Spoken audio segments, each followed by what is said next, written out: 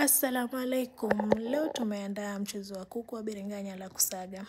Kwanza nitaanza kuosha mabiringanya yangu niyabandike yachemke. Nirudi kwenye sufuria yangu nianze kumarinate kuku wangu.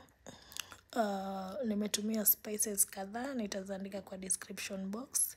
Na kama wewe uko na spices zako zenye pia wapenda kutumia kumarinate kuku pia haidhuru.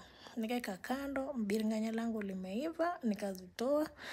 Nikabambua ile magozi yake kiasi, nikakatakata, nikaeka ndani ya chopper, nikayasaga. Nikayasaga kupata urojo ule wenye nilikuwa mimi nataka. Kama hivyo nikaeka kando, nikakata kitunguu maji, nilikuwa na tomato zangu kwa friji, nilikuwa nimezisaga kitambo, niko na dania, niko na mix ya ginger na garlic. Kwenye karai yangu nikaanza kukaranga kuku.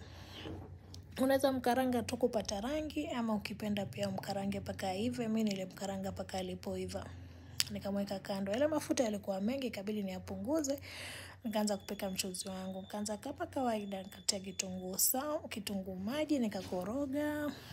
Haya, nikarudi nikatia tomato paste na zile tomato zangu zenye nilikuwa nimezisaga na ile paste ya ginger na garlic. Nikakoroga kiasi, nikatia na spices zangu zile zenye nilitumia kwenye kumarinate yule kuku. Aroma nakwambia mashallah. Nikaacha kidogo ikachemka ile kuchemka vizuri kuiva.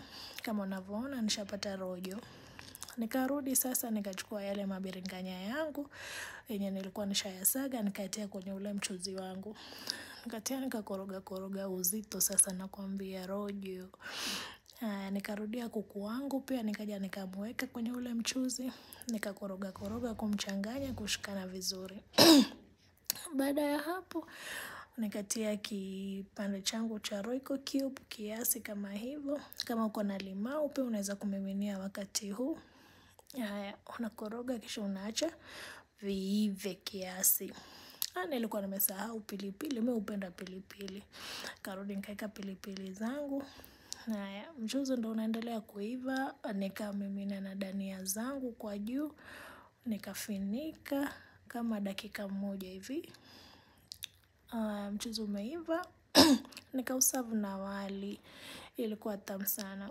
You should also try. Thank you for watching and see you next weekend. Bye.